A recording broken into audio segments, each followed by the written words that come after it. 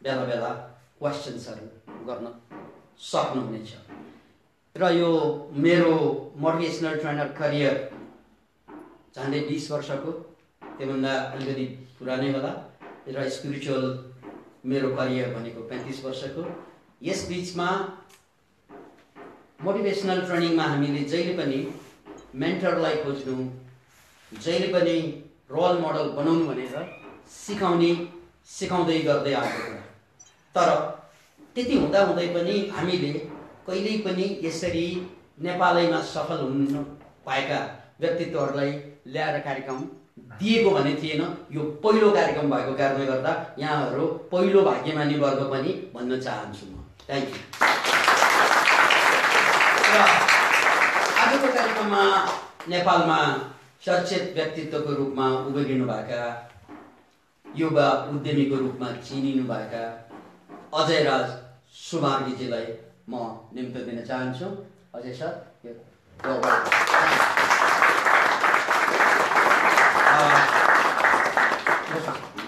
अनि अजय सरको परिचयको लागि म पवन पौडेल सरलाई उहाँको छोटो परिचय दिनको लागि निम्त्याउन चाहन्छु। पवन सर।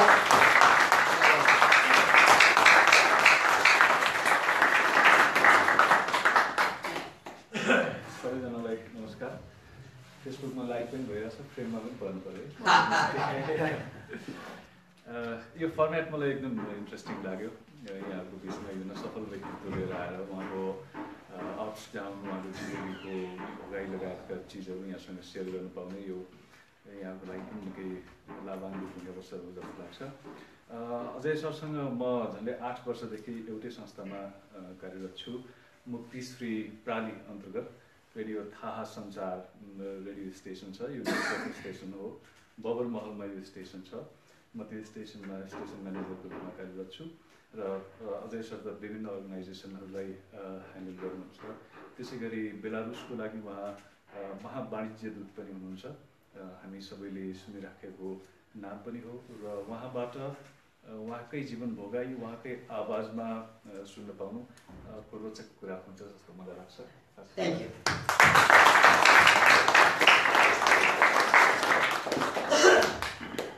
हजुरलाई पुनः स्वागत गरौँ। स्वास्थ्य त राम्रै चलिरहेको। मैले यहाँलाई सबभन्दा पहिला त म धन्यवाद टक्र्याउन चाहन्छु। मैले एउटा रिक्वेस्ट गरेँ यहाँलाई, यो हाम्रो कार्यक्रमलाई जीवन्त बनाउनु। यो कार्यक्रम आफैमा इन्टरनेसनल मोटिभेसनल ट्रेनिङको रूपमा परिचित छ। अहिले 21st सेन्चुरीमा मान्छेलाई एजुकेसनले उठाउँदैन भन्ने क्लियर छ। त्यसकारण जति उठेर आए ट्रेनिङको कारणले उठेर आए, चाहे त्यो मोटिभेसनल ट्रेनिङ होस् या अरू कुनै ट्रेनिङ होस्। तर हाम्रो समाजमा अहिले पनि आमा बाबाले बच्चाहरूलाई म्याक्सिमम भन्ने स्कुल जा भन्छन्, कलेज जा भन्छन्, ट्रेनिङमा जा भन्ने अहिले त्यो परिपाटी बनेकै छैन। राइट? किनकि मान्छे बन्ने एजुकेसनले हुँदैन, त्यो सबैलाई थाहा भएको कुरा। यो एजुकेसन भनेको बेसिक कुरा हो। बेसिक कुरालाई जस्तै घर बनाइ छाना राख्न बिर्स्यो भने जहिले पनि पानी चुहिन्छ। त्यो छाना भनेको ट्रेनिङ हो। बेला बेला समय देशकाल अनुसार ट्रेनिङहरू फेरिँदै जान्छ। र यही सन्दर्भमा हामी अहिले मोटिभेसनल ट्रेनिङ जुन संसारमा धेरै अगाडिदेखि थियो र नेपालमा भर्खरै सुरु भएको 20-25 वर्षदेखि, जहाँसम्म मलाई याद छ वीरेन्द्र श्रेष्ठ भन्ने एकजना व्यक्तित्व हुनुहुन्छ। मेमोरिक सिस्टम अफ माइन्ड कन्ट्रोल भनेर उहाँले झन्डै 20-25 वर्ष अगाडि चाहिँ नेपालमा भित्र्याउनु भएको लाग्छ। किनकि त्यो क्लासको म पनि विद्यार्थी थिएँ। र त्यसपछि म अमेरिका र इन्डियामा यस्ता ट्रेनिङहरूमा धेरैमा सहभागी भएँ, सेयरिङ भयो। र त्यसलाई मैले पछि गएर मैले यसलाई करियर पनि बनाएँ। किनकि मैले जीवनको धेरै क्षेत्रलाई करियर बनाएको छु, मध्ये यो पनि एउटा भयो। र यो कार्यक्रमको एउटा मैले अघि पनि भने सबभन्दा राम्रो पक्ष भनेको देशमा सफलताको शिखरमा पुगिसकेका या पुग्न उद्यत भइरहेका र पुग्न चाहनेहरू बिचमा जुन ग्याप छ, त्यो ग्यापलाई भरिदिन पाए त्यो हामी 3 करोड नेपालीहरूको लागि सम्भवतः योभन्दा राम्रो शिक्षा अरू केही नहोला। किनकि कोही मान्छे यहाँ छन्, कोही मान्छे यहाँ छन्, तर यहाँबाट यहाँसम्म पुग्दाखेरि जुन उतार चढाव आउँछ, त्यो मान्छेले चढाव त देख्छ, उतार देख्दैन। मान्छे शिखर त देखिन्छ, तर त्यो शिखरसम्म पुग्दा ऊ कतिपल्ट लड्यो, कति घायल भयो, र त्यस बावजुद पनि ऊ कसरी सम्हालेर आफूलाई त्यहाँ पुर्याए, त्यो कहानी सर्लक्कै मान्छेले बुझ्दैन। उनलाई त के लाग्छ, सफल भएको मान्छे स्वाट त्यहाँ गएको लाग्छ, असफल भएको मान्छे चाहिँ डङ्रङ्गै लडेको लाग्छ। जबकि त्यस्तो हुँदैन, त्यो अप्स एन्ड डाउन हुन्छ। र यो अप्स एन्ड डाउनका कहानीहरू यदि हामी यहाँहरू जस्ता मान्छेबाट हाम्रा श्रोताहरू या उत्सुक मान्छेहरूसम्म लग्न पायौँ भने उहाँहरूको आँखा खुल्नेछ। ए सङ्घर्ष गर्ने तरिका त यो पो छ, म कहाँ चुकेँ र अजय सुमार्गी कहाँ चुक्नु भएन। यिनै कुरालाई हामी सम्वादमा गर्दैछौँ। सबभन्दा पहिला यहाँ जुन पोजिसनमा आज हुनुहुन्छ, देशले चिन्छ यहाँलाई। त्यो पोजिसनमा पुग्नको लागि सुरुका दिनमा यहाँको सङ्घर्ष र सपना अलिकति के थियो, सपना थियो, के थियो सङ्घर्ष थियो, त्यो दुवैको। कसैको सपना हुँदैन, सङ्घर्ष हुन्छ। कसैको सङ्घर्ष नहुन सक्छ, सपना हुन्छ। सपना भयो भने कसैले बोकेर पनि त्यहाँ पुर्याइदिँदो रहेछ कसैले। किनकि महान बन्ने धेरै तरिकामध्ये सपना पाल्यो भने त्यो या त आफै जान्छ, या त त्यो जाने वातावरण बनिन्छ। जुलुसमा मिसियो भने आफै हिँड्नु पर्दैन, जुलुसैले पुर्याइदिन्छ। त्यसकारण सपना के थियो र सङ्घर्ष के थियो, त्यसमा अलिकति भित्र छिर्नु मन लाग्छ। धन्यवाद। प्रथमतः अब यो प्रकारको सुरुवातका दिनमा पहिलो तपाईँहरू नयाँ पहिलो विद्यार्थीलाई पहिलो चाहिँ नि अनुभव सुनाउन पाउनु मेरो लागि पनि एउटा सौभाग्य हो। स्वामी विकासानन्दजीसँग मेरो सम्पर्क हामी बहुतै युवा अवस्थामा हतियार उठाउने निर्णय गरिसकेका थियौँ। हामीले करिब यो 43-44 सालतिर हुनुपर्छ। अनि त्यो हतियार नउठाउने विधिको रूपमा मेरो आदरणीय गुरु रूपचन्द्र विष्ट, थाहा दर्शनका प्रणेता, उहाँ यङ केटा हुनुहुन्थ्यो। हामीभन्दा चाहिँ जेठो चाहिँ अहिले पनि हुनुहुन्छ फेरि। र त यो क्लासमा आएर हाँसेन भने त स्वार्थीतिर। अनि त्यस्तो बेलामा हाम्रो परिचय सुरु भयो। उहाँको हामीलाई 3 महिनाको क्लासपछि, करिब 3 महिनाको क्लासपछि हामी 37-40 जना थियौँ। 13 जना जति मात्रै 3 महिनाकै क्लासमा रन आउट गरेँ। त्यसमा एउटा म पनि थिएँ। त्यसले मलाई जीवनलाई बुझ्ने के अरे कलामा, मैले बुझेको जगतलाई जान्ने कलामा ठुलो परिवर्तन ल्यायो। यो मेरो जीवनको एउटा कोसे ढुङ्गा थियो। म चाहिँ नि ड्राइभिङ सिटमा बसेँ आज पनि, अहिले पनि भने आई इन्जोय टु ड्राइभ। म अहिले आफैले गाडी चलाएर आएँ। जबकि मैले गाडी चलाउन नदिनलाई मेरो परिवारले कहीँ बस्दाखेरि किसिम किसिमको प्रबन्ध मिलाएको छन्। टेन्सन हुन्छ, ऊ हुन्छ, किन उसले चलाउने भनेर।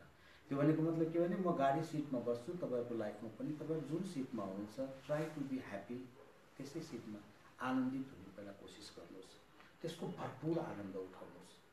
मेरो जीवन कुनै योजना प्लानिङ अनुसार अजय सुमार्गी बनेको हुँदै होइन।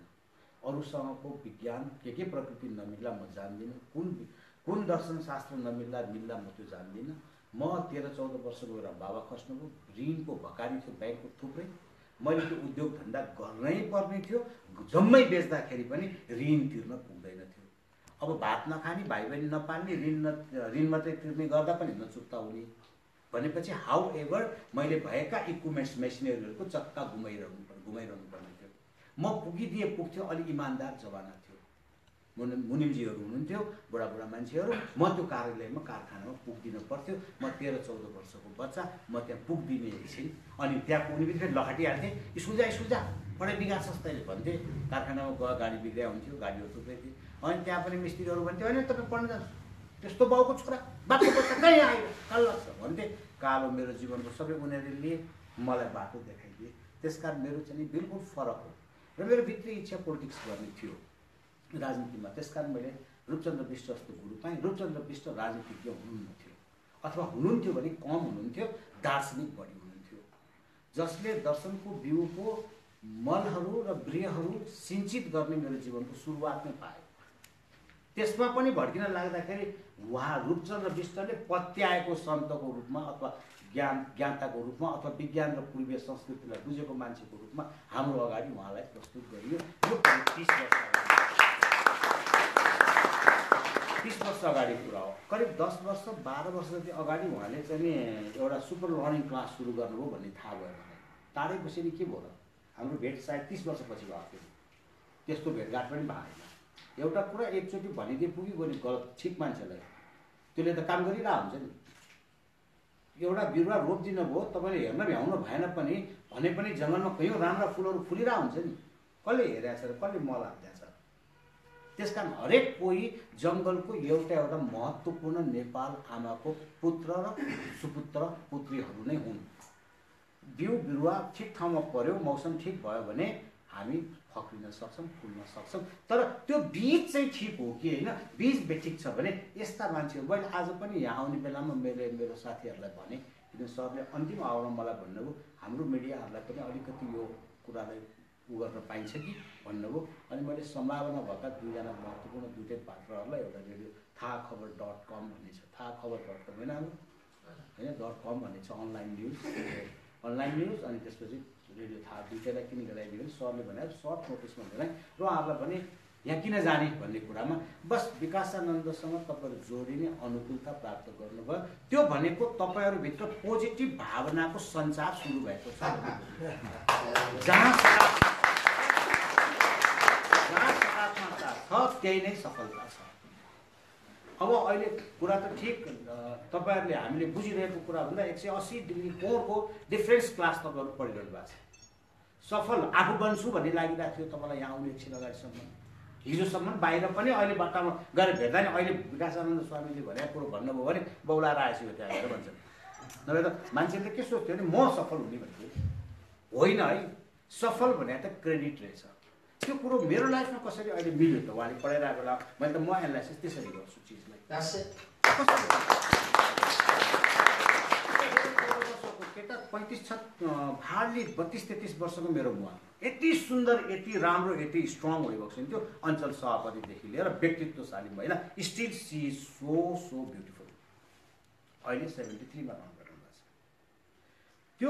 त्यो महिलाले हुर्काएको बच्चु मैले गरे के भने त्यो 13-14 वर्षको उमेरदेखिको कमाउनु पर्यो। अब त भाइ बहिनी पढाउनु पर्यो, आफ्नो फिस तिर्नु पर्यो, स्कुलको पैसा तिर्नु पर्यो, इलेक्ट्रिसिटी तिर्नु पर्यो। इलेक्ट्रिसिटी घरको होइन, कारखानाहरूको तिर्नु पर्यो, कारखाना चलेर तिर्ने हो, मिस्त्रीको तिर्नु पर्यो, लेबरहरूको तिर्नु। ओहो मलाई त धेरै भारी थियो। त्यसपछि त्यो कमाएर मैले भाइ बहिनी पाल्ने, तिनीहरूलाई पढाउने, आफू पनि पढ्ने, ड्राइभिङ पनि गर्ने, त्यो पनि गर्ने, सबै काम गर्ने। मलाई लाग्छ मेरो जीवनमा 2-3 घन्टा पनि हार्डली सुतेँ होला, वर्षौँ वर्ष, एक दिन होइन। त्यसरी मेहनत गरेर गएँ र मैले भाइ बहिनी हुर्काएँ, आमालाई पनि टेक केयर गरेँ, पोलिटिक्समा पनि आमाको साथ दिएँ। अनि राजनीतिको लागि बजेट छुट्याइदिएँ। आमा गाउँ चाहिँ जानुहुन्थ्यो, मोटिभेसन गर्नुहुन्थ्यो, पब्लिक जगाउनुहुन्थ्यो। त्यो कार्यमा आमा हिँड्नुभयो, भाइ बहिनी पढे, उनीहरूको भविष्य राम्रो भयो। समाजले चाहिँ मलाई सफल मान्यो। गरे मैले मेरो परिवारलाई, मैले गरेको मेरो आमालाई केयर गरेको, त्यो चाहिँ सफल व्यक्तित्व भनेको थियो। त्यही बेलामा चर्चा चल्न थालिसकेको थियो समकालीन साथीहरूको बिचमा, मेरो सहरमा, मेरो टोलमा अजय जस्तो छोरा हुनुपर्छ भनेर। किन त भन्दा गर्या उसले, अजय सुमाईले आफ्नो परिवार पालेको, बाउ मर्दाखेरि पनि विचलित नभएको, त्यत्रो विषम परिस्थिति थामेको। अब सर यो संवाद हो। त्यसमा उनीहरूले मैले के भन्छु भन्नु होला भने, पहिलो कुरा चाहिँ उहाँले चाहिँ अघि भनिरहँदाखेरि सफलताको क्रेडिट अर्कोले किन दिन्छ भने तपाईँ जुन बेला पनि अविचलित भएर, म सानो यसैमा म सुनाइदिन्छु, अलिक कुरा कम्प्लिट हुन्छ। दसैँको टिकाको दिन म बडाबाको घरबाट टिका लगाएर आइरहेको, बडाबाको घरबाट फिर्दा म मोटरसाइकल चलाइरहेको छु, मेरो भाइ पछाडि हुनुहुन्छ बडाबाको छोरा। अनि हस्पिटल चाहिँ नि कहाँनिर पर्छ भने हेटौँडाको हस्पिटल चाहिँ नि राप्ती खोलाबाट उतापट्टिबाट आउँदा ठ्याक्कै तल पर्छ। मेरो बडाबा चाहिँ नवलपुरमा राज हुन्थ्यो। अनि म आइरहेको हस्पिटलबाट त बेसुमार गाडी टिकाको दिन बडो भवान भइसक्यो। अब म मेरो सामाजिक दायित्व भन्ने बुझ्छु म, र म खर्र हस्पिटलमा गएँ। म त्यति बेला हस्पिटल छिरे मान्छे राति 2 बजेमा चाहिँ घर फर्केँ। मलाई कुनै विचलन भएन। म त्यो बस एउटा ठुलो बसमा आवश्यकताभन्दा बढी मान्छे आए, चुरेको उकालो उक्लेन, बस ब्याकबाट लड्यो। म त लास उठाउन थालेँ, खबरदार नउठा भने, पहिला जिउँदो मान्छे उठा भने। विचलित नहुने मानसिकता चाहिँ नि बडो आवश्यकता छ। मैले पहिला बिरामीलाई चाँडै हस्पिटल सुनेर पाएँ भने बाँच्न सक्छ, मर्ने त मरिसक्यो, 2 घन्टापछि उठाउँला। मैले त्यहाँ निर्णयले अर्डर दिन क्षमता राखेँ। हजारौँ आफै आक्रान्त छन्, सबैजना बोक्न थाले। हस्पिटल आउँछु, डाक्टर छिर्न पाउँदैन, हामी छिर्न पाउँदैनौँ, त्यसै मान्छे हेर्न आएको। मैले आएर भाषण गरेँ। मसँग त्यो बेला 50-55 रुपियाँ खल्तीमा त्यो पकेटबाट रुमाल झिकेँ र मैले 50 रुपियाँलाई चन्दा राखेर भने, तपाईँहरू सबै आफ्नो परिवार कोही पर्यो कि भनेर हेर्न आएन। परेन, भाग्यमानी हुनुहुन्छ, पर्यो भने तपाईँहरू दुःखी हुनुहुन्छ। तर जब तपाईँको पर्या छैन भने यहाँ पैसा हालेर जानुहोस् भने। त्यो बिरामी कहीँ त इमर्जेन्सी काठमाडौँ पठाउँछ, त्यसको हातमा पैसा छैन, टिका पाउँछु, मामा घरमा 2 पैसा दिन्छ है भनेर दौडेका गरिबका बच्चा भएर न ती चाहिँ बसमा चाहिँ झुन्मेर चढे।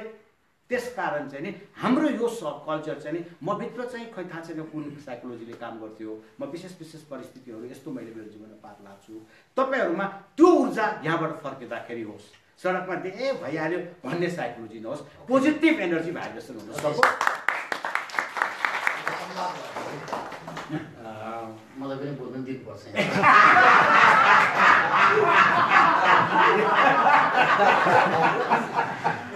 ल हेर्नु सफलता कस्तो हुँदो रहेछ। उसले बोल्नु नपाउनु।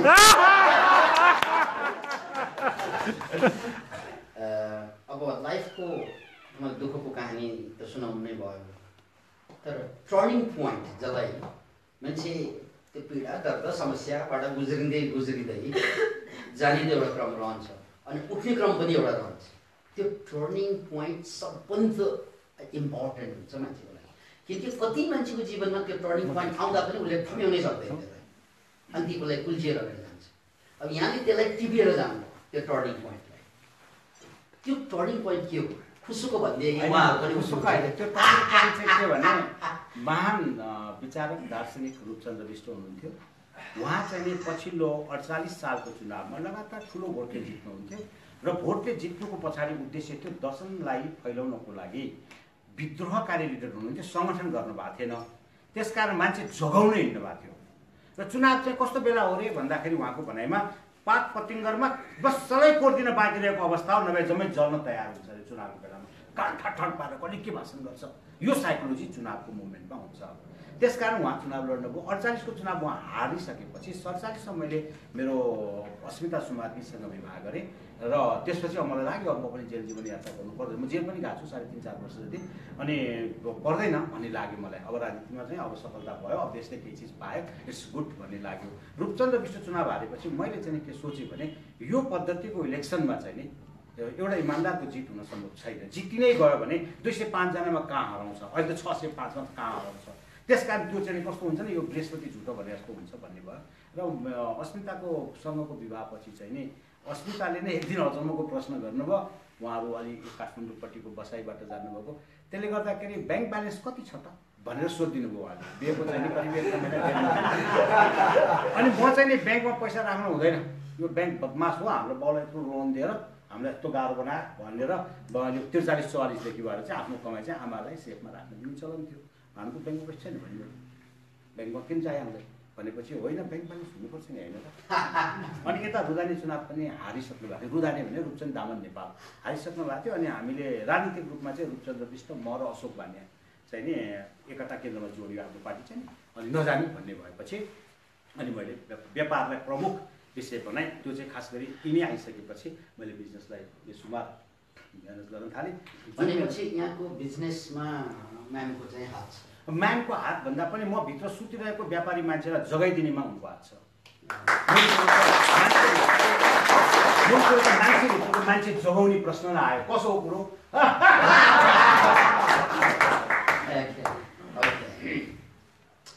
अब यहाँले टर्निङ पोइन्ट भनेको विवाहलाई टर्निङ पोइन्ट। विवाह पछिको त्यो निर्णय, त्यो पोलिटिकल वातावरण, सामाजिक परिवेश पछिको निर्णय के हामीले चेन्ज गर्यो। ओके, अब मैले यहाँभन्दा अगाडि प्रश्न पढ्न चाहिँ मलाई अप्ठ्यारो भयो, वाल आयो। अब म यो कुरालाई यो त पन्छाउँछु।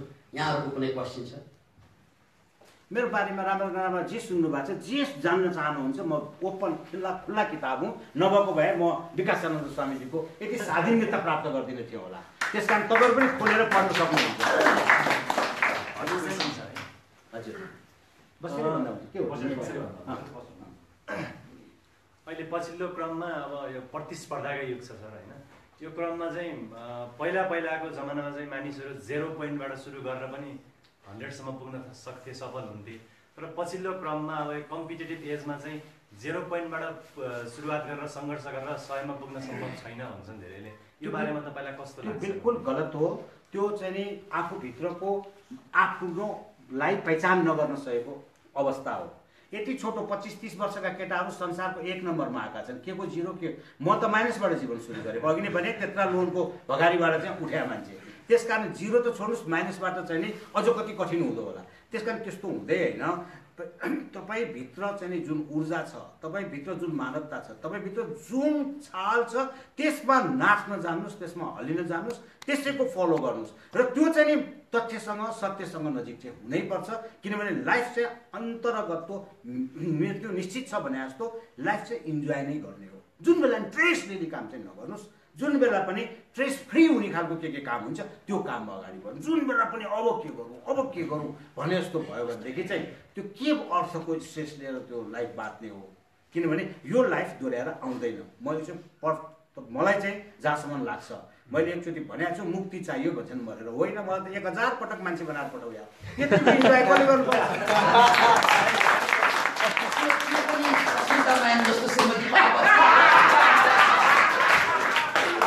त्यो चाहिँ भन्नै बाँकी थियो।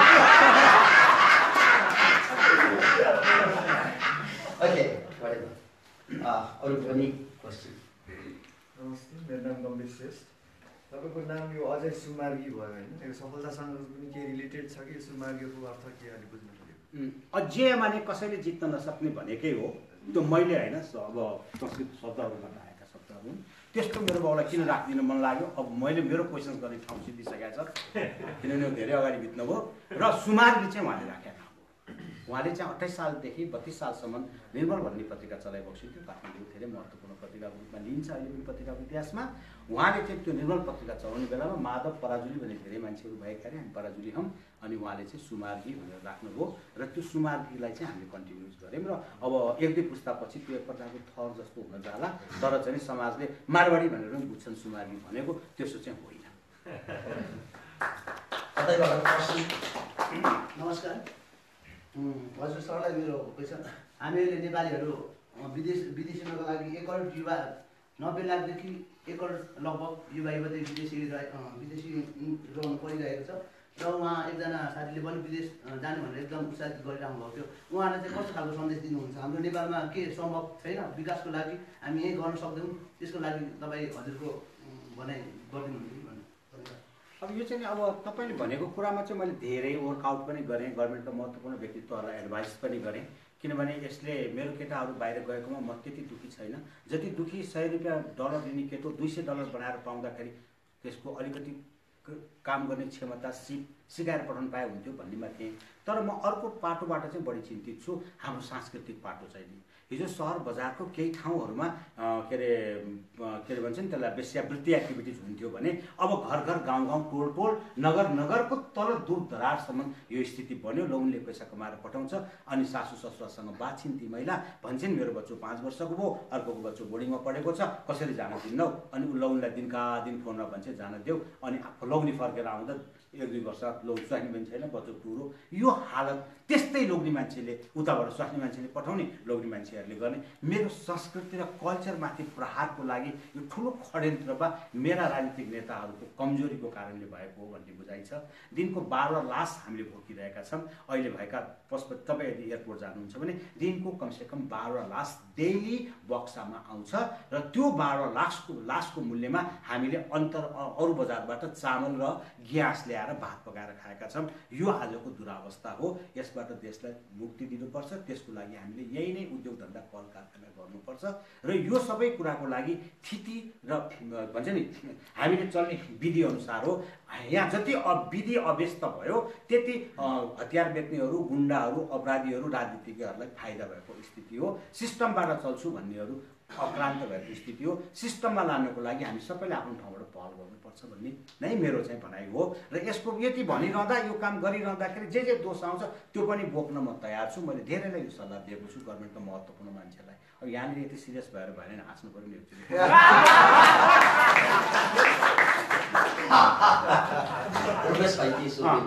नमस्ते, मेरो नाम रुपेश कुमार। हजुरले सपना चाहिँ कुन एजदेखि बनाउनु भएको थियो? ठ्याक्कै चाहिँ नि मैले एक ताका चाहिँ सपना बनाएको थिएँ बाबु। त्यो चाहिँ करिब करिब म 18-19 वर्षको थिएँ।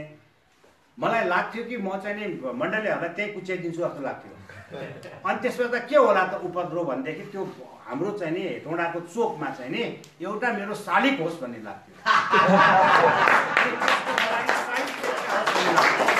त्यस्तो सपना देखेकै हुँ 2-4 वर्ष पछि मैले महसुस गरेँ अहिले त 10,000 शहीद एकै दिनमा घोषणा गर्छ गभर्मेन्टले। म त्यस्तो भइरहेको तपाईँहरूले चिन्नै पाउनुहुन्न। मैले जीवनको इन्जोय पनि गर्न पाउँदिनँ थिएँ। त्यसपछि मैले सपना देख्न छोडेँ। सपना थोर बहुत सुतेको बेलामा मेरो बुढी चाहिँ देख्छ। एउटा रमाइलो कुरा के भयो भने अब जसले जीवनमा मेरो शालिक होस् भन्ने मानसिकता बनाउनु भएको थियो त्यो अहिले अर्बौंको मालिक पो भयो।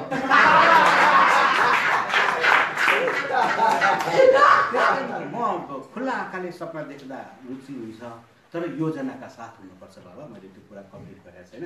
योजनाका साथ हुनुपर्छ। त्यो योजनाको फेरि चाहिँ ब्याकअप प्लानहरू हुनुपर्छ अनि त्यो सपना साकार हुन्छ। ओके सर, मेरो क्वेसन अब त खुली आयो है। म सबभन्दा सहज मान्छे, यहाँलाई थाहा छ म कति सहज हुँ। हजुरलाई सोधेको छैन भने म्याडमलाई सोध्दिनँ।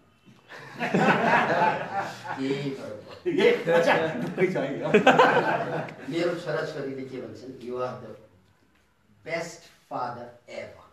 अहिले भनिसक्यो बाबा कति मेरो चाहिँ राम्रो मोटर किन्दैन भने अस्ति नभन्दा आफू गरिसक्यो।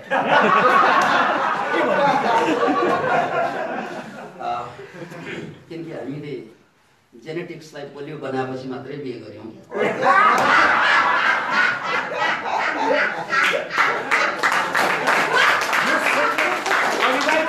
सेक्रेट सोध्नु होला जेनेटिक चाहिँ नि बलियो हुन्छ भनेर मैले सोधेको त हत्ता छैन। ओके सर, अब मैले यहाँलाई सिम्पल कुरा मात्रै, किनकि यो सफलता संवाद। आज मैले उहाँहरूलाई पहिलो पाठ पढाउने छु, मोटिभेसनल ट्रेनिङ, र त्यसलाई अब ट्याली मात्रै गर्न खोजेको, किनकि हजुरभाइ अरूसँग पनि हामी ट्याली गर्छौँ। नम्बर 1 मैले उहाँहरूलाई के पाठ पढाएँ भन्नाले सफलता भनेको अरूले दिने चिज हो, तपाईँले पाउने चिज होइन। यो अहङ्कार, यो भ्रमलाई चाहिँ पर्सपेक्टिभमा लिइहाल्नुहोस्। तपाईँको भूमिका रहन्छ तर तपाईँ आफै सफल हुने होइन। यदि त्यस्तो लाग्छ भने तपाईँ जति अहङ्कारी मान्छे कोही छैन र यो अहङ्कारी मान्छेलाई कुनै अरू अहङ्कारले उठ्न दिँदैन, किनकि तपाईँ जस्तै अरूको पनि अहङ्कार छ, राइट? त्यसकारण सफलता भनेको सिम्पल्ली नै अरूले गरिदिने चिज हो भन्ने एक्नोलेज गर्नु, स्वीकार गर्नुहोस्। यसमा यहाँले कसरी देख्नुभयो? नहीं, मैले अघि यसमा मलाई त 100% ठिक लाग्यो। मैले भने मेरो बाल्यकालमा मैले गरेको मेरो आफ्नो चाहिँ परिवारको संरक्षणलाई अरू मान्छेहरूले कत्रो रेस्पेक्ट गरे, त्यो मेरो सफलताको लागि पुँजी बनेर आयो नि। त्यसकारण चाहिँ तपाईले तपाईको लागि गर्दा पराइको नजरले पोजिटिभ देख्यो नि, त्यो चीज देखिने काम चाहिँ तपाईहरुबाट हुनु पर्यो। त्यसकारण म त बिल्कुल सहमत भएँ। मैले अघि नै उहाँले पढाउँदै क्याल्कुलेसन गरेँ, सरले भन्नु न्युट्रल गियर लगायो, न्युट्रल नलाइकन त अगाडि जाने पछाडि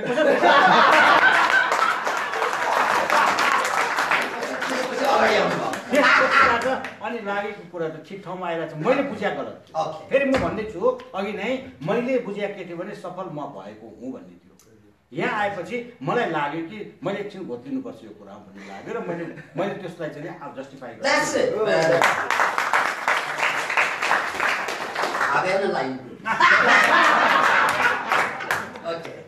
पहिलो कुरा सफलता भनेको अरूले दिने भन्ने कुरामा यहाँको जीवनले सिद्ध गरेको। ओके,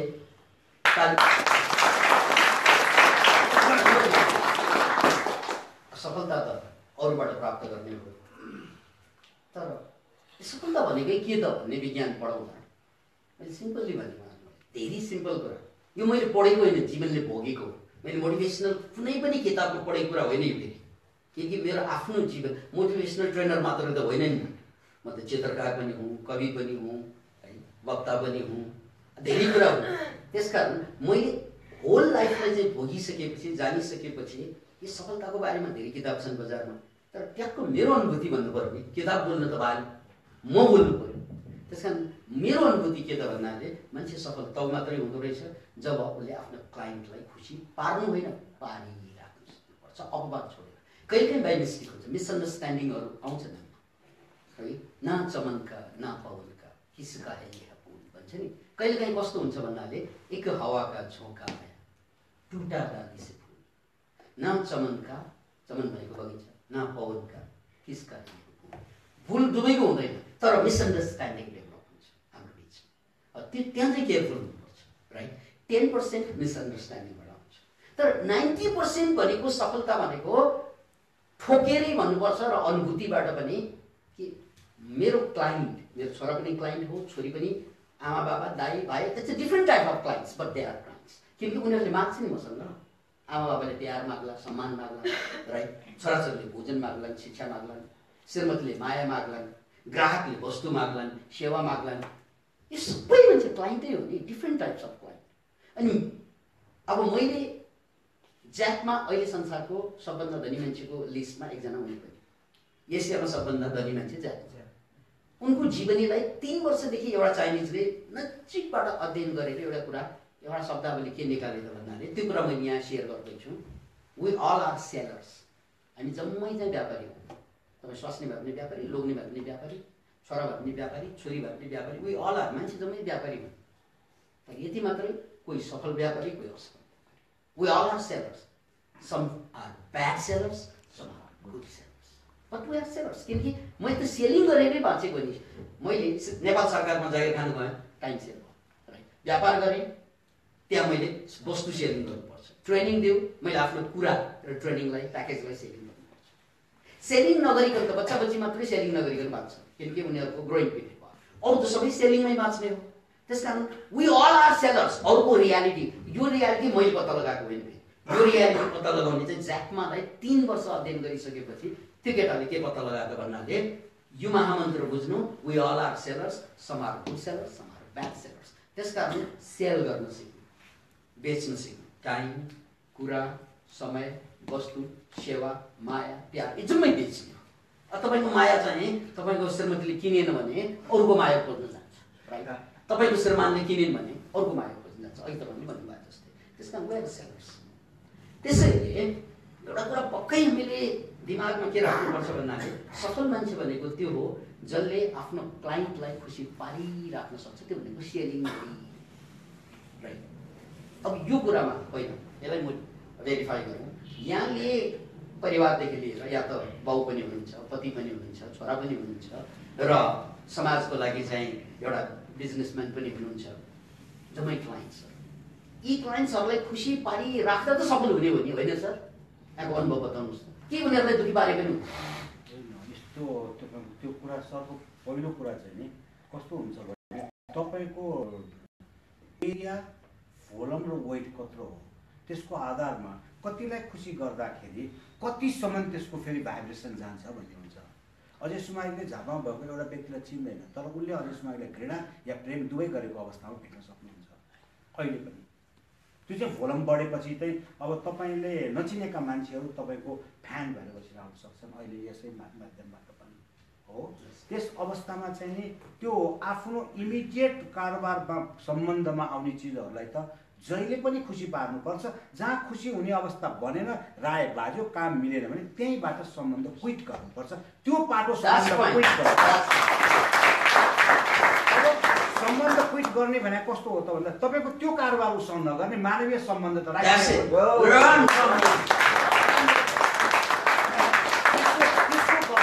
फर्केर गएर तपाईँको फेरि अर्गनाइजेसनलाई क्षति पुर्याउने दुश्मनी गर्दैन उसले। क्लाइन्ट भने त श्रीमती पनि हुने सम्भावनासम्मको कुरा गर्नुभयो नि सरले। होइन त That's it.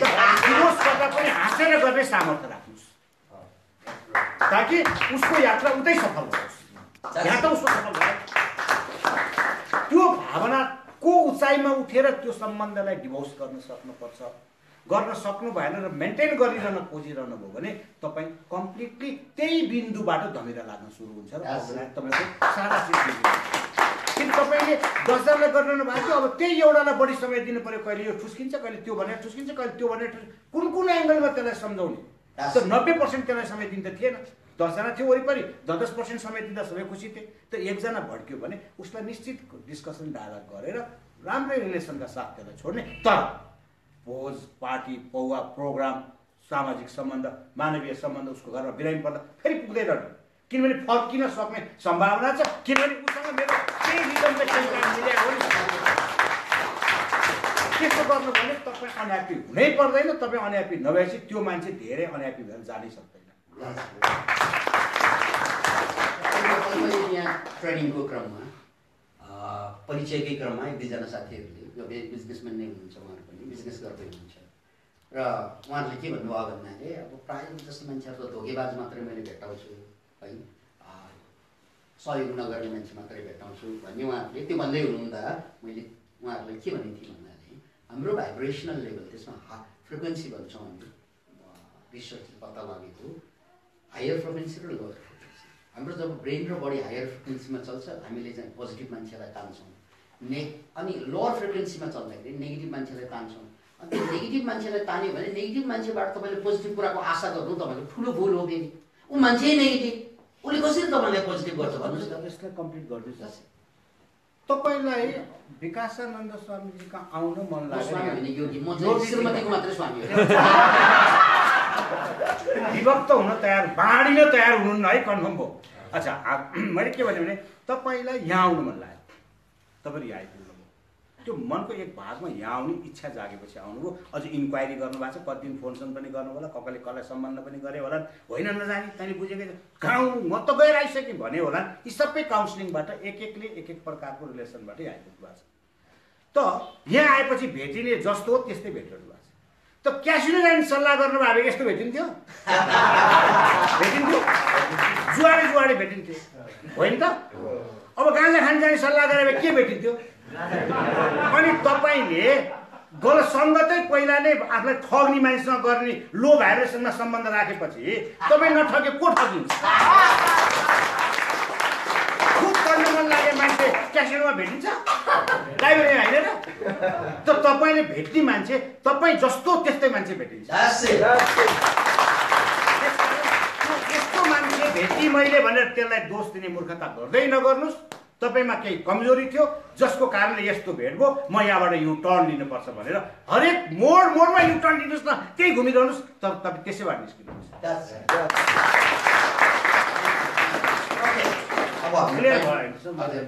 तपाईँहरू क्लियर हुनुभयो हामी कहाँ जाने इच्छा हो हामी त्यही पुग्छौँ क्यासिनो जाने इच्छामा लाइब्रेरी पुगिँदैन लाइब्रेरी जाने इच्छामा क्यासिनो तपाईँको भेट तपाईँको कहीँ न कहीँ त्यो थोरै नकारात्मक भावना भएको कारणले त्यो मान्छेसँग भेटिएको हो रे भनेर बुझ्नुहोस् त्यो नकारात्मक भावना जहिले सकिन्छ त्यही थिम्पिन लाएर मार्दै हाल्ने कोसिस गर्नु किनभने तपाईँहरूसँग पोजिटिभ भाइब्रेसन छ त्यस कारण तपाईँहरू यहाँ हुनुहुन्छ यहाँ आएर त्यसलाई अझ जगाउनको लागि त्यस्तो सम्बन्धहरूलाई बिल्कुल आउँदै जानुहोस् बिट मार्दै जानुहोस् यही नै तपाईँहरूको प्रगतिको लास्ट कुरा चाहिँ हामीले लास्टै पैसा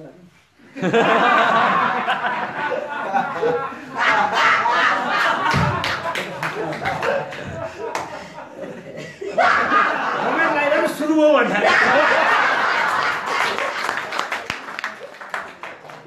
अन्त्यको सुरुवात भयो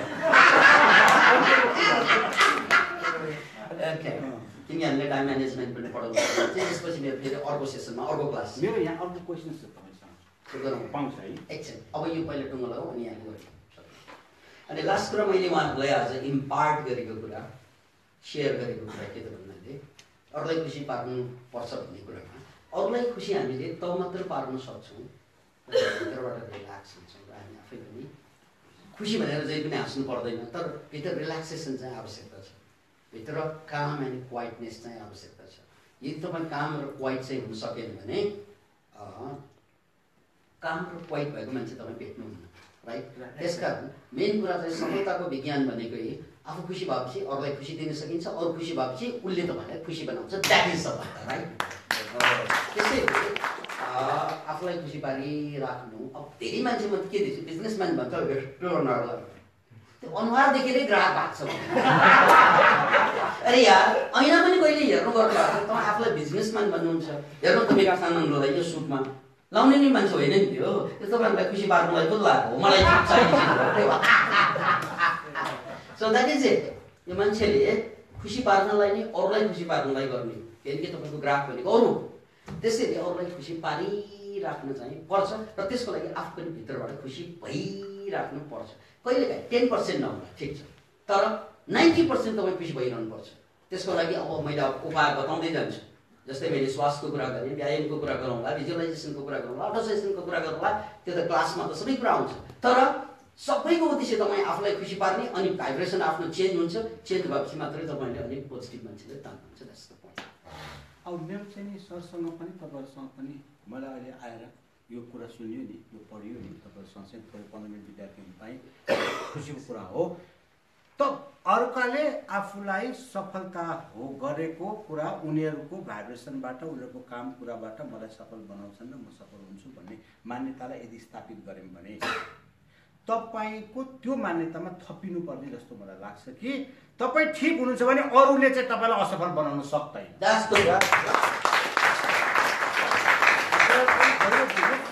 बारेमा समीक्षा पनि गरौँला, यो त अब टाइम म्यानेजको कुराहरू पनि छन्। जस्तो कि अहिले मेरो बारेमा व्यापक कुराहरू आएका छन् बजारमा, तपाईँहरूले धेरै नेगेटिभ सुन्नु भएको छ। त त्यसले मलाई असफल बनाउन सक्छ कि सक्दैन भन्ने प्रश्न आउने भयो नि त। ती मान्छे त मसँग सम्बन्धित सरोकारवालै मान्छे होइन, तर मलाई असजिलो बनाउन कोसिस गरेर उदाहरण मात्रै भन्दैछु म। ती असफलताहरू त मैले लिएकै छैन, मैले छोकै छैन, किन मपट्टि आएन त्यसले मलाई नेगेटिभ पार्छ, म त नेगेटिभ भएको छैन। तर त्यसले केही कन्फ्युजन जुन बनाउँछ, तपाईँ ठिक हुनुहुन्छ भने त्यो कन्फ्युजनले पनि तपाईँ सफलताको प्रुफ गर्न सक्नुहुने स्थितिमा पुग्नुहुनेछ। त्यसकारण यो चाहिँ एउटा क्वेसन्स हो कि जसले सफल बनाइदियो मैले नै बिगार्न किन नपाउँ भन्ने प्रकारले नेगेटिभली सोसाइटीको केही पाटो आयो। एउटा निश्चित स्वार्थ हो, पाहाडतिर हुर्क्या एउटा बाहुनको बच्चा कहाँ यत्रो व्यापारमा अगाडि आउनु दिने, हामी यहाँ कता कता मारवाडी छौँ, यस्ता छौँ उस्ता छौँ भन्ने खालको साइकोलोजी अनेक अनेक अनेक अनेक अनेक कुराहरूको बिचबाट पनि नकारात्मक चिजहरू आउन सक्छ। तर यसमा चाहिँ अहिले मेरो चाहिँ यति चाहिँ जिज्ञासा सरसँग पनि हो कि तपाईँ आफैमा ठिक हुनुपर्छ, अरूले असफल चाहिँ बनाउन सक्दैन, सफल चाहिँ बनाउन सक्छ। यसको उदाहरण सुन्दा, उदाहरण चित्रण गर्नु, पुरानो जमानामा जहाज हावाबाट चल्थ्यो, ठुल्ठुलो जहाज, अनि उनीहरूले पाल टाँग्थ्यो, पालमा गएर हावा ठोकिन्थ्यो, अनि त्यसपछि बिस्तारै जहाज चल्थ्यो। तर त्यहाँ एउटा समस्या छ, क्याच छ। त्यो समस्या के त, हावा पूर्वबाट आयो त जहाज पश्चिममा जाने भयो, अब उसलाई पूर्वमै जानु छ भने पूर्वबाट हावा आउँदा त उल्टोमा जान्छ, त्यो के गर्ने? त्यो बेला पनि उनीहरूले चाहिँ हावा जहाँबाट बगे पनि मलाई पूर्वमा जानु छ भने, पूर्वैमा जानु छ भने पनि त्यो हावा पूर्वबाट आइरहेछ भने अब म त पश्चिममा जाने भएँ, त पूर्वमा फर्कने उपाय अपनाए, सोचेर कल्पना गरेर एक्सपेरिमेन्ट गरेर त्यो के त होला, पालको स्थिति 2-4वटा पाल लगाइदिने, स्थिति चेन्ज गरेपछि एउटा पालको हावा यहाँ ठोकिन्छ, त्यसको फेरि एकैबाट ठोकिएर एउटा हावा यहाँ ठोकियो, यो फेरि यहाँ ठोकेपछि फेरि पूर्वैमा जानु थाल्छ। त्यसकारण दुनियाँ भनेको त्यो हावा हो जसले तपाईँलाई चाहिँ तपाईँले पाल चेन्ज गरेन भने बर्बादीतिर लान्छ, किनकि पूर्वबाट आइरहेछ पश्चिममा। पाल चेन्ज गर्नुहोस्, त्यो दुनियाँको नेगेटिभ ताकतले तपाईँलाई शिखरमा पुग्न चलाउँछ। All you have to change is path. Okay, that's the point. Yes. Sir मेरो चाहिँ दुईवटा प्रश्न छ अजय सरलाई। जस्तो अब माओवादी जनयुद्धको बेला झापाबाट हामी आउँदाखेरि चाहिँ एउटा यात्रु भनौँ न, गाडीबाट निस्केर कुद्ने बित्तिकै चाहिँ अब यो चाहिँ आतङ्ककारी रहेछ भनेर गोली हानेर जुन तरिकाले उसको एउटा मृत्यु भयो, नम्बर 1। नम्बर 2, जापानमा एउटा मान्छे होइन, उसलाई विभिन्न मुद्दामा फसाएर 10 वर्षसम्म त्यहाँ बसेर उसले बाहिर निस्केर आउनु पऱ्यो। यहाँ त प्रुफ गर्ने ठाउँ नि सर कहाँ पाइयो भन्नुहोस् त। हजुरले जुन प्रुफ गर्न सक्छु भन्दै हुन्छ नि, म अलग्गै छु, म प्रुफ गर्न सक्छु भनेर, त्यो गाडीबाट पिसाब गरेर निस्केको मान्छेलाई जुन आतङ्ककारी भनेर गोली हालेर त्यसलाई मारियो र एउटा निर्दोष व्यक्तिलाई 10 वर्षसम्म जेलमा हालेर जुन छुटेर आयो नि सर, त्यसको जीवन त्यसका सम्पूर्ण कुराहरू चाहिँ बितेर गयो, कसरी प्रुभ गर्न? एकछिन सर, यो क्वेसन म चाहिँ अब्जेक्सन गर्छु सर, किनकि यहाँ पढ्नुहोस् यो सफलता सम्वाद है सर। त्यसकारण चाहिँ हामीले नजाने गाउँको बाटै नसोध्नु, हामी यहाँ किन आएको त भन्नाले हामी कसरी सफल हुन्छौँ। यही सन्दर्भमा अजय सरले अघि एउटा वाक्यांश प्रयोग गर्नुभयो नि, विदेशमा नेपालीहरू जान्छन् त्यहाँ दिनको 12वटा लास आउँछ। यस्ता कुरा मोटिभेसनल ट्रेनिङमा आउँदैन। यो किनकि नेगेटिभमा हामीले ध्यान लामो लग्यौँ भने त्यसले हामीलाई तान्दै लान्छ। यसलाई चाहिँ आर्ट अफ अब्जर्भेसन भनिन्छ। नेगेटिभमा जति लामो हामी ध्यान दिन्छौँ त्यो जम्मै कुरालाई यो ब्रेनले चाहिँ कपी गर्छ। यो कुरा सरले चाहिँ एकदमै मैले अब्जेक्सन गर्नैपर्छ किनकि हजुर क्लासमा हुनुहुन्छ। यो ब्रेनमा धेरै सेलमध्ये एउटा सेलको नाम हो मिरर सेल। यसलाई नोट गर्नुहोस्, मिरर सेल याद राख्नुहोस् नेपाली जनताहरू, किनकि यो थाहा नपाएर हामी धेरै बर्बाद भइसकेका छौँ। मिरर सेल हुन्छ यो खोपडीमा, यसलाई नोट गर्नुहोस्। अनि तपाईँले नेगेटिभ कुरा त्यहाँ लास देख्नुभयो, त्यहाँ पीडा देख्नुभयो, त्यहाँ दर्द देख्नुभयो, त्यो मिरर सेलले त्यसलाई चाहिँ कपी गर्छ। अनि त्यसपछि तपाईँले जहाँ पनि दर्द देख्न थाल्छ। दर्द जहाँ पनि देखेपछि तपाईँ अनह्याप्पी हुन्छ। अनि अनह्याप्पी भएको मान्छे सफल। एकछिन सर, एकछिन हामी बोल्न जान्नुहोस् है। त्यसैले मोटिभेसनल ट्रेनिङको सबभन्दा ठुलो पार्ट नै यसको विज्ञान। It is not a story writing होइन, यो उपन्यास लेखन होइन, यो मस्तिष्कको विज्ञान हो। साइकोलोजीले कसरी काम गर्छ, यो दिलले कसरी काम गर्छ र दिल र दिमाग मिलेर शरीरलाई कसरी काम गराउँछ त्यसको विज्ञान हो। त्यसकारण मिरर सेलको कारणले गर्दा नेगेटिभ कुरामा हामीले ध्यान हेर्नु त पर्छ तर निहाल्न पाइँदैन। हेर्नु त पर्यो, यहाँ लास्ट छ भने त्यसलाई बचाउनलाई पनि उठाउनलाई पनि हेर्नु पर्यो, तर त्यसलाई इग्नोर गर्नुपर्छ। जाँदा जाँदै एउटा कथा आउँछ। एउटा जङ्गलमा सर त्यो हात त्यो छोडिदिनुहोस् त, यो भनेपछि म सिक्दैन भनेर न्युट्रल गियरमा कहाँ एउटा जङ्गलमा दुम्सीहरू बस्थे। दुम्सीहरूसँग काँडा हुन्छन् स्वाभाविक रूपमा। अनि जाडो महिनामा यिनीहरू एक ठाउँमा आएर गुचमुच्च बस्नुपर्छ किनकि उनीहरूको लुगा हुँदैन, उनीहरूको घर हुँदैन। दुम्सी एक ठाउँमा आएर एकदमै धेरै दुम्सी गुचमुच्च बस्नु पर्थ्यो। अनि उनीहरू त्यसरी नै बस्थे। एउटा साल के भयो त भन्नाले गुचमुच्च गरेर बस्दाखेरि हरेक दुम्सीसँग के हुन्छ, काँडा हुन्छ। एकले अर्कोलाई खोज्छ। अनि खोजेपछि सुरुमा त वचनलाई सँगै बसेको हो, तर धेरै नजिक आइसकेपछि त खोज्दो रहेछ। टाढाबाट चाहिँ खोजिँदैन, फेरि नजिक आएपछि त्यो अनिवार्य खोज्छ। त्यसकारण जुन जुन मान्छेले तपाईँलाई खोज्यो नि त्यो टाढाको मान्छेले होइन, तपाईँले नजिक ल्याएका मान्छेले खोजेका है। त्यो त सिम्पल कुरा हो, खोज्यो। अनि त्यो त बहस भयो है, एकदमै नेपाली दुम्सी न हो बहस भयो, यो अन्याय भयो, अत्याचार भयो, तैँले मलाई खोजिस्, तैँले मलाई तैँले त्यत्त उथल पुथल। अनि यही दुम्सी नेता निस्के त्यहाँ। त्यसमा ठिकै छ नि त, एउटा माइनोर पास गरौँ, हामी चाहिँ अलग अलग बसौँ, समस्या साथ होइन त। यहाँ सँगै बसेर त खोजेको हो, के भएर खोजेको, सँगै बसेर। त्यस कारण माइनोर पास गरौँ, भोलिबाट अलग अलग बस्यो। माइनोर पास गर्यो, भोलिबाट पुसको महिनामा अलग अलग बस्यो। त्यसको बिहानी त्यो जङ्गलबाट सम्पूर्ण दुम्सी साफ भयो, किनकि उनीहरू बाँचिरहेकै सँगै बसेर न्यानो सेयरिङ गरेर। Can you imagine? त्यसैले एउटा कुरा बुझ्नुहोस्, जहाँ घोचिन्छ त्यो घोच्नेलाई ध्यान दिने होइन, न्यानोपनलाई ध्यान दिनुहोस्। The positive things is there. अब तपाईँको ध्यान जम्मै त्यहाँ कसले मलाई घोच्यो, परिणाम के हुन्छ? अब छोडौँ त्यसको साथ। अनि परिणाम के हो? म नेपालीहरूको महारोग हो, उसले पोजिटिभ कुरामा ध्यान नदिने, नेगेटिभ कुरा काउन्ट गरेर बस्ने। अरे यार, तपाईँले नेगेटिभ कुरालाई फोकस गर्यो भने it becomes your part, then you will never be happy, never ever. Negative कुरालाई हेर्न पाइन्छ, निहाल्न पाइँदैन। यो डायलगलाई नोट गर्नुहोस्। नेगेटिभ कुरालाई हेर्न त पर्यो नै, तर यसलाई निहाल्न पाइँदैन, किनकि तपाईँको ब्रेनमा एउटा गजबको मेकानिजम छ।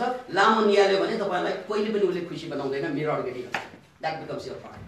अनि तपाईँ अनह्याप्पी भएपछि तपाईँले पहिलो गएर लाट हान्ने श्रीमतीलाई होला, या छोराछोरीलाई गाली गर्ने होला, या चाहिँ आफ्नै सबभन्दा नजिकको मान्छेलाई चाहिँ चोर ठान्ने होला। यार, यो जम्मै कुरा why it is coming into you is because you focus into the negative things there. अनि म स्योर एन्ड सर्टेनली भन्न चाहन्छु कि जहाँ नेगेटिभ हुन्छ त्यही पोजिटिभ हुने हो, जहाँ पोजिटिभ हुन्छ त्यही नेगेटिभ हुने हो। यो बत्तीलाई हेर्नु, यसमा चाहिँ दुईवटा चार्ज छ। यो 8 क्लासमा पढेर आएको होला कि यहाँ नेगेटिभ चार्ज छ, यहाँ पोजिटिभ चार्ज छ, र त बोलेको छ यो नेगेटिभ झिकौँ जीवनबाट भनेर त यसलाई फालिदिएको भए चाहिँ पोजिटिभ मात्रै बोल्दैन। त्यसकारण नेगेटिभ कुरालाई हेर्न त पर्छ।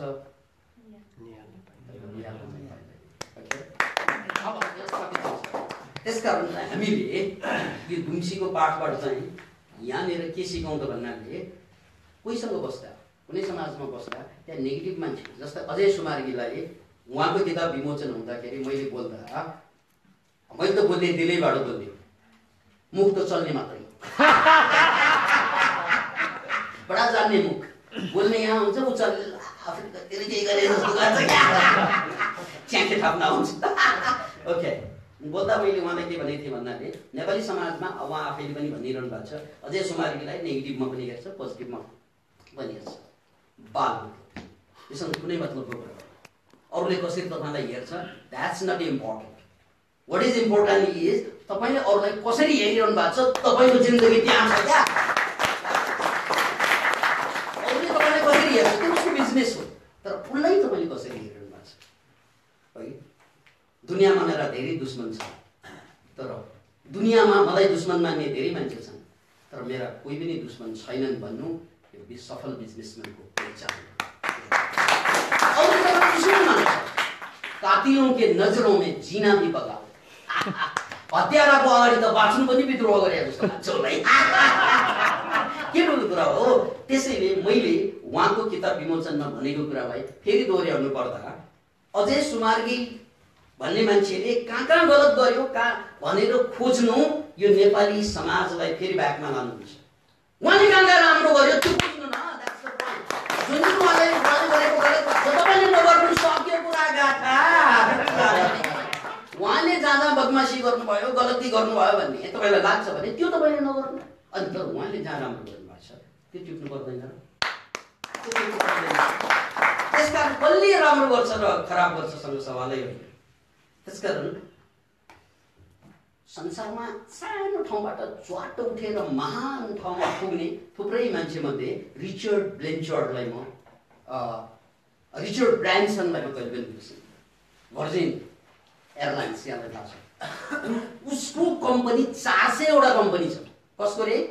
Richard Branson. रिचर्ड ब्रान्सन भन्ने त्यो इङ्ग्लिस केटा हो जसको 16 वर्षमा पढ्न नसकेर डिस्लेक्सिक भएकोले स्कुल छोडेर आएको मान्छे आज 400 वटा कम्पनीको मालिक। के मान्छे लगायत पर्छ। अनि उनलाई त्यही यस्तै इन्टरभ्यू लिँदा तपाईको सफलताको रहस्य के हो भन्दा उनले धेरै कुरा भनेका मध्ये एउटा गजबको कुरा के भने आर्ट अफ लिसनिङ। अरूलाई सुन्नु, अरूले नेगेटिभ भने पनि सुन्नु, पोजिटिभ भने पनि सुन्नु। नेगेटिभ जस्तो उसलाई नै छोडिदिनु, उसको पोजिटिभ तानेर आफ्नो जीवनमा मिसाउनु, यो सफलता हो। लिसन लिसन है, take the best, listen and listen and listen, take the best, leave the rest. Right? Take the best, leave the rest. सबैलाई सुन्नु सुन्नु, take the best, leave the rest. Negative कुरा जति पनि छ त्यसलाई हेर्नु, नजरअन्दाज गरेर पढ्नु, यही सफलताको रहस्य हो। कोही पनि मान्छे दुनियाँमा चाहिँ सबै किसिमबाट राम्रो हुँदैन। कोही पनि मान्छे चाहे त्यो युधिष्ठिर हुन् या कृष्ण हुन् या बुद्ध हुन्, श्रीमतीलाई छोडेर परिवारलाई छोडेर जाने मान्छे भनेर आरोप बुद्धलाई लाग्दैन, अहिले पनि लाग्छ। श्रीमती नै लिएर गएको भए पनि हुन्थ्यो भन्ने कुरा त गर्छ नि गर्नेले। त्यसकारण त्यो नेगेटिभ एङ्गलबाट व्याख्या गर्ने हो भने जे पनि हुन्छ।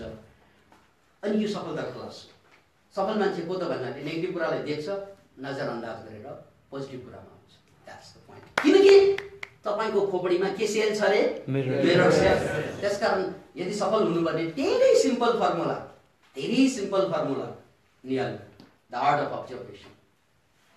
मैले ज्वलन्त उदाहरण दिनु पर्दा विनोद चौधरी कुनै बेला बम्बईमा पुगे उनी, राइट? बम्बईमा गएर उनी ताज होटललाई निहालेर बसे, उनकै जीवन, राइट? उनी केही गरेको होइन, निहालेर बसे। भित्र घुस्न खोजे, घुस्न दिएन, के थियो नि। निहालेर बसे। आज त्यो ताज होटल उसको पनि भइसकेको छ, उसको सेयर छ, उनको पनि भइसकेको छ, उनको पनि सेयर छ। किनकि निहालेपछि पाइन्छ। श्रीमती त्यसरी नै पाएको होइन, श्रीमान त्यसरी नै पाएको होइन। दुनियाँमा 7 अरब मान्छे छन्, तपाईँलाई बेसी निहाले, त्यस कारण तपाईँ मेरो भयो। अरे यार, अजय सरले यो लुगा लगाइरहनु भएको छ नि, यस्ता चाहिँ यो ज्याकेट किन्न जाँदा त 50औँ देखायो होला, यसलाई बढी निहाल्नु भयो राइट। अरे यार, तपाईँहरू किन असफल हुनुभयो भन्नाले खालि खत्तमलाई निहालेर बस्छ, त्यसलाई ला म तेरै भएँ भनेर। तर यो गल्ती नेभर एभर। त्यो राजनैतिक पारामा कुरा नगर्नुहोस्, किनकि त्यो हाम्रो कुरा होइन।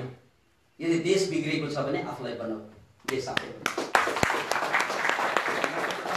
एउटै मात्रै बिन्ती गर्न खोजेको हुँ कि मैले हाम्रो अनलाइन न्युज सुरु हुने बेलामा मैले साथीहरूलाई भनेको थिएँ, विभत्स दृश्यहरूको फोटो हाम्रो न्युजमा नराख्नुहोस्। प्लेन एक्सिडेन्ट हुन्छ, मान्छे बिराटसँग उका हुन्छन्, त्यो हेर्दै डर लाग्दो। अनि अहिले रेडियो कहीँ पनि खोलेर सुन्नुहोस्, कुनै पनि एफएम सुन्नुहोस्, कहीँ न कहीँ ट्र्याक्टर पल्टेर एकजना मऱ्यो, नेगेटिभ बाहेक त उनीहरूसँग पोजिटिभ न्युजै छैन। कुनै एउटा बच्चाले राम्रो क्लासमा गर्यो भनेर खोजी गरेको न्युज किन आउँदैन होला? हामी छौँ कता के? तपाईँको कामै, हाम्रो कामै कस्तो भइसक्यो भने विपद आपद सुन्न पाउँदा रमाइलो हुने काम भयो के। त्यसकारण मैले तपाईँको कुरा काटेँ होइन, मैले पनि न्युजको ट्रेनिङ दिएको छु, प्लस एफएममा पनि काम गरेँ मैले थाहा पाएको होइन, न्युज रिडर र प्रोग्राम प्रेजेन्टरको रूपमा।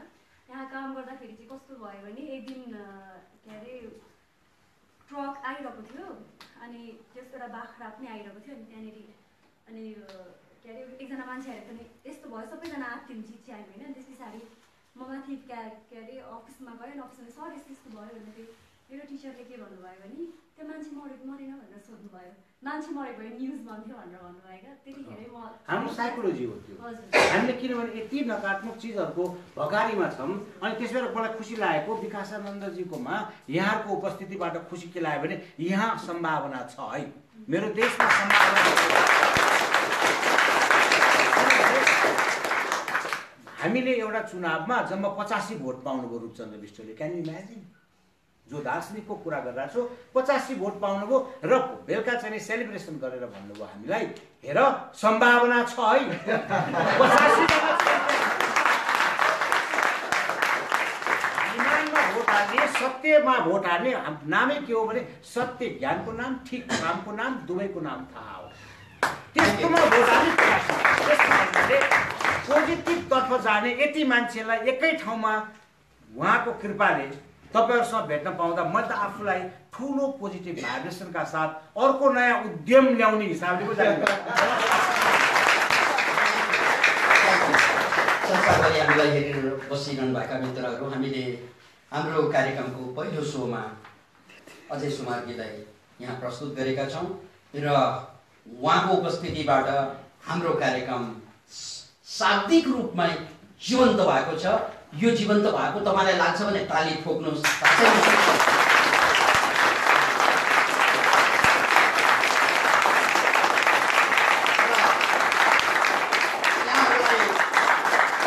कार्यक्रममा यस्तै अर्को जिरोबाट उठेर अझ माइनसबाट उठेर सफलताको शिखर चुम्न सफल एकजना महिला व्यवसायी हुनुहुन्छ लक्ष्मी शर्मा, जो नेपालको पहिलो महिला टेम्पो ड्राइभरको रूपमा चिनिनुहुन्छ। उहाँ हाम्रो पाहुना बिहानैदेखि बन्नुहुनेछ, यहाँको क्लासमा पनि उहाँ बस्नुहुनेछ। उहाँले क्लास लिन पनि चाहिँ रुचाउनु भएको छ र उहाँ हाम्रो चाहिँ भोलि पाहुना बन्नुहुनेछ। उहाँको कहानीको लागि यहाँ तयार हुनुहोस्, नेटमा पनि सर्च गर्दा हुन्छ लक्ष्मी शर्मा नेपालको फर्स्ट टेम्पो ड्राइभर। अनि त्यसरी क्वेसन केही गर्नु पऱ्यो भने प्रिपरेसन भएर आउनुहोस् र यो कार्यक्रमलाई जीवन्त बनाइदिनु भएकोमा यहाँहरू सबै हामी सबै टिमलाई चाहिँ धन्यवाद दिँदै विशेष गरी थ्याङ्क यू।